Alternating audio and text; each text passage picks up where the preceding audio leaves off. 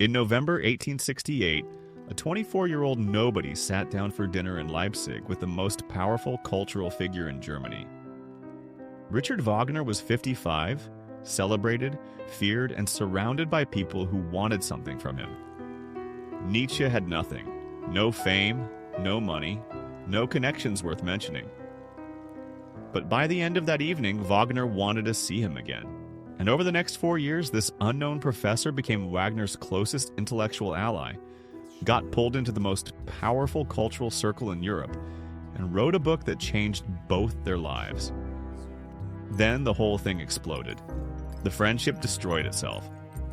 And from the wreckage, Nietzsche extracted something far more valuable than any connection. He figured out exactly how influence works and exactly how it breaks. That's what this video is about. 7 laws of influence pulled from the life of a man who built the most transformative relationship of the 19th century and then lost it. If you understand these laws, doors will open that you didn't know existed. If you ignore them, you'll keep standing outside wondering why people with less talent keep getting in. So what happened at that dinner? Here's what made Nietzsche different from every other person trying to get close to Wagner. He didn't show up as a fan. He showed up as a musician. Nietzsche had been composing piano and orchestral pieces since he was a teenager. He could talk about Wagner's work from the inside, not from the outside looking in. And they shared an obsession, the philosopher Schopenhauer. That gave them common ground immediately, but it also signaled something important. Nietzsche wasn't there to take. He had his own intellectual world, his own depth. Over the next few years, visiting Wagner regularly at his estate near Lucerne, Nietzsche developed something Wagner desperately needed, but couldn't create himself. A philosophical framework that gave Wagner's music cosmic significance. It became The Birth of Tragedy, published in 1872. That book reframed Wagner's operas as the rebirth of Greek tragedy in modern form. Critics who had dismissed the music as spectacle suddenly had to engage with it as philosophy. Wagner got the intellectual validation he craved. Nietzsche got access to the most powerful network in European culture. Neither of them planned it. It happened because Nietzsche brought something to the table that money couldn't buy. That dynamic, what Nietzsche offered, how he offered it, and why the relationship eventually collapsed, it contains every law of influence you'll ever need. Law 1. Arrive with value, not with need. Think about the last time someone you barely knew reached out to you. What did they want? Your time, your advice, an introduction, something. That's how most people approach anyone with influence. They lead with what they need and they frame it as flattery.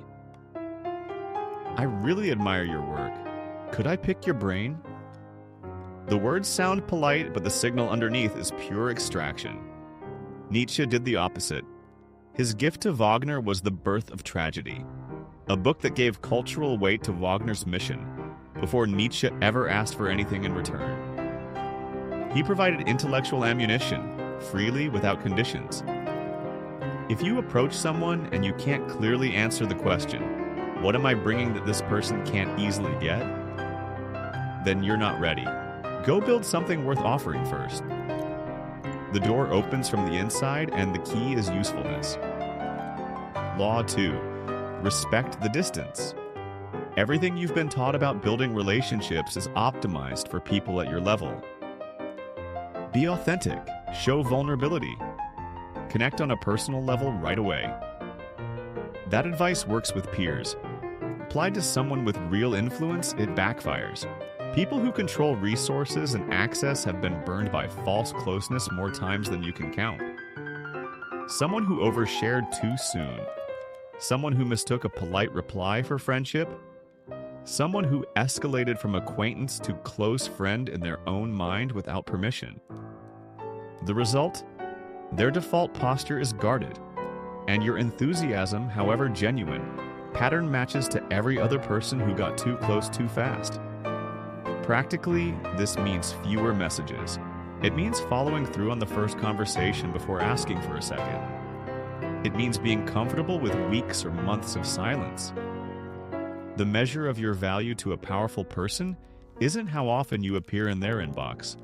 It's what you produce when you're not in it. Law 3. Give them the words they can't find. Every person with real influence carries a private frustration. They've built something and the world keeps getting it wrong. Investors oversimplify. Employees miss the core idea. Journalists flatten it into a headline. If you can walk into that gap and articulate their vision more clearly than they can themselves, translate instinct into framework, turn scattered ideas into arguments that hold up, you become something rare. You don't persuade them, you amplify them. That was Nietzsche's role for Wagner. He took operas that critics dismissed as spectacle and reframed them as philosophy. He gave Wagner vocabulary for his own ambition.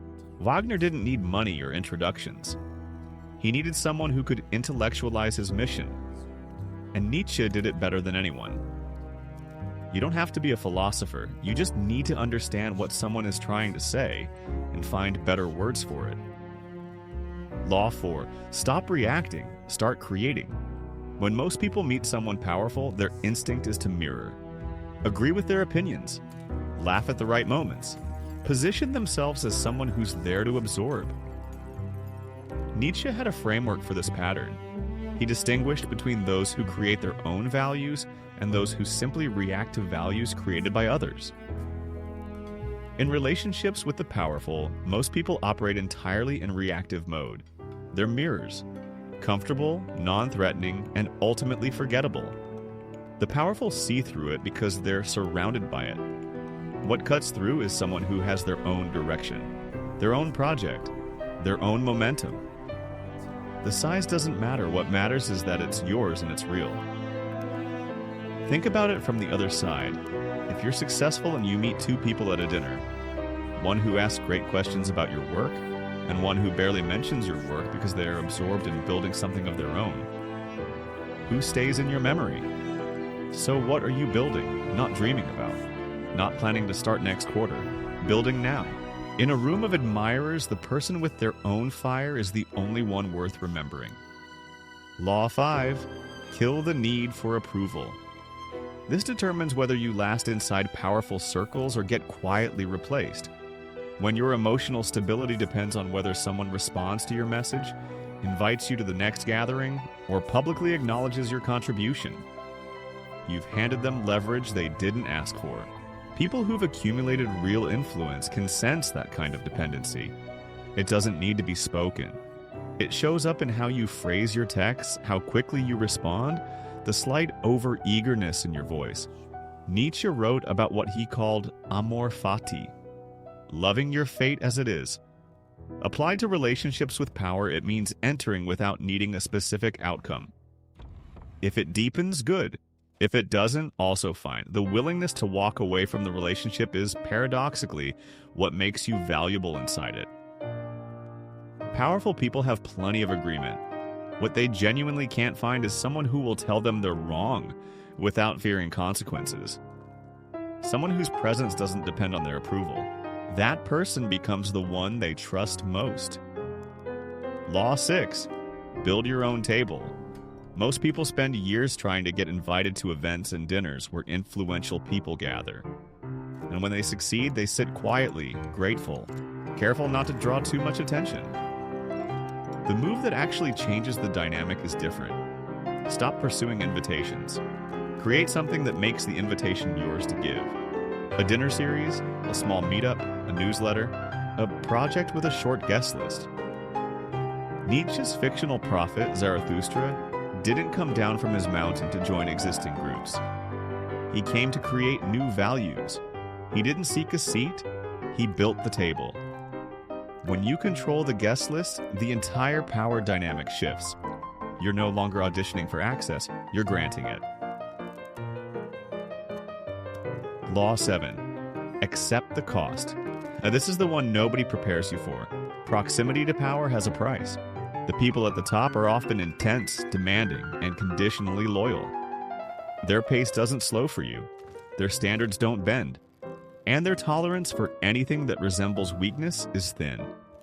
Nietzsche experienced this directly. For years, his intellectual identity was wrapped up in his relationship with Wagner.